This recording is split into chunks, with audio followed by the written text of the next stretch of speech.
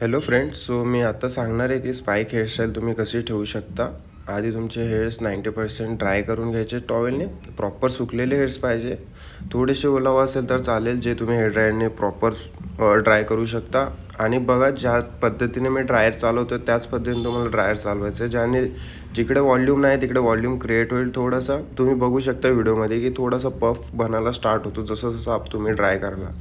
आणि नंतर तुम्ही जो पण प्रोडक्ट यूज करता, वॅक्स असू द्या या फिर जेल असू द्या, एकदम लाईटली घ्यायचं आहे. आणि तुम्ही बघा मी हाताला कसं लावतो आहे ते, कारण डायरेक्टली तुम्हाला असं केसांना नाही लावायचं आहे. एकदम हाताला आधी लावून घ्यायचं आहे आणि एकदम जिथे तुमचं हेअर्स वॉल्यूम क्रिएट नाही होत, जिकडे तुमचे हेअर्स खाली पडतात त्या साईडला तुम्हाला थोडं थोडं हात फिरवायचं आहे, ज्याने ते प्रॉपर सेट होणार.